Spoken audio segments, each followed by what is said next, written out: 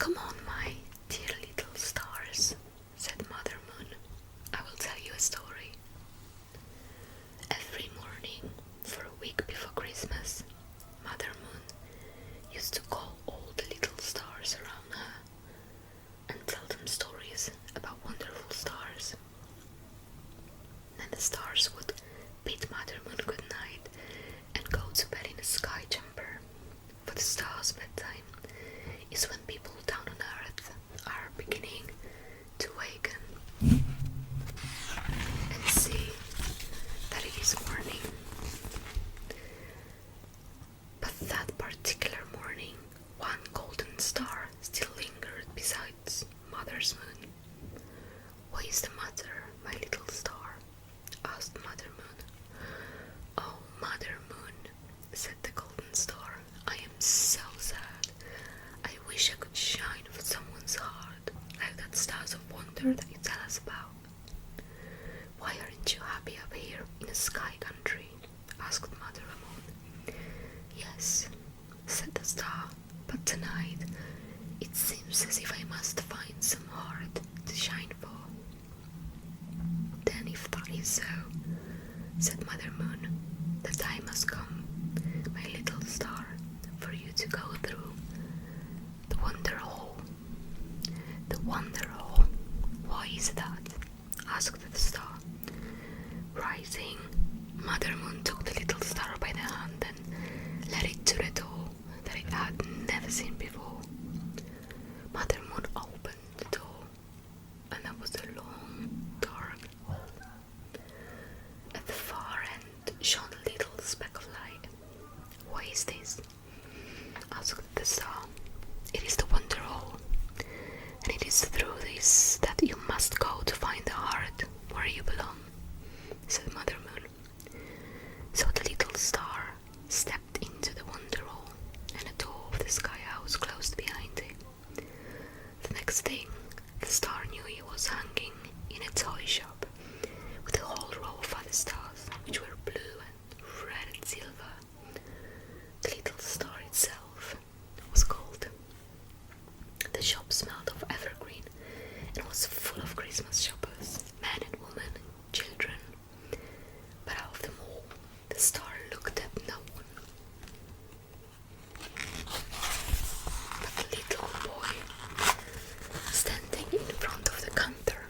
For as soon as the star saw the child, it knew that he was the one to whom it belonged. The little boy was standing beside a sweet-faced woman, and he was not looking at anything in particular. The star shook and trembled on a string that held it because he was afraid the child would not see it.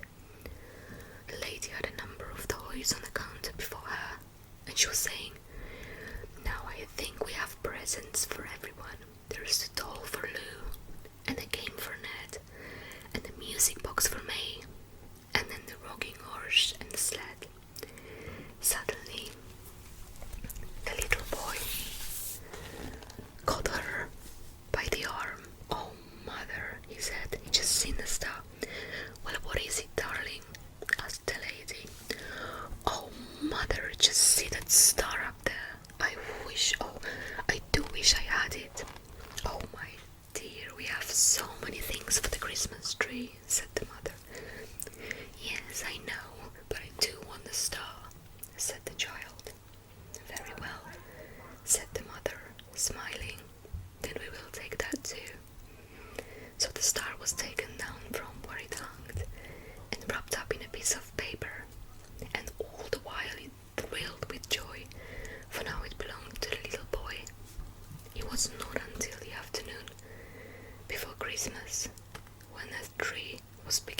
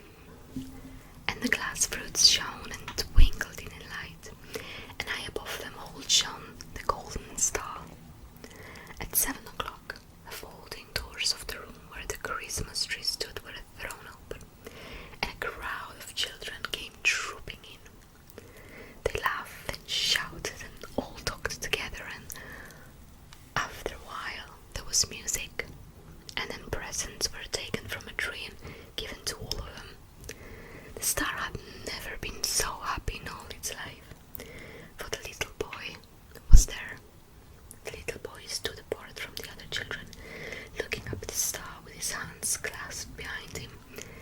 At last it was all over.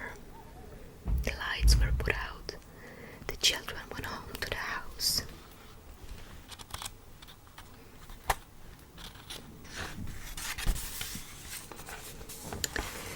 Then the ornaments on the tree began to talk among themselves.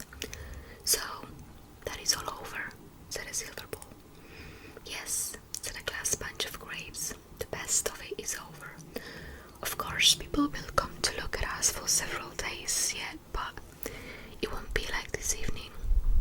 And then I suppose we'll be laid away for another year," said a paper fairy. "Really, it seems hardly worthwhile. Such a few days out of the year and then to be shut up in the dark box again."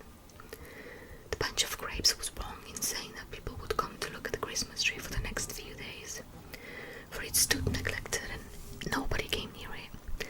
Everybody in the house went about very quietly with anxious faces, for the little boy was ill. At last, one evening, a nurse came into the room and took a golden star. She carried it out into the hall and upstairs to a room where the little boy lay. The sweet-faced lady was sitting by the bed, and as the nurse came in, she held out her hand for the star. "Is this what you wanted, my darling?" she asked, bending over the little boy. The child nodded and held out his hands for the star, and as he clasped it, a wonderful shining smile came over his face. Then he fell asleep, holding the star tightly in one hand. "Thank goodness," said the nurse. "I was worried for a while, but I'm sure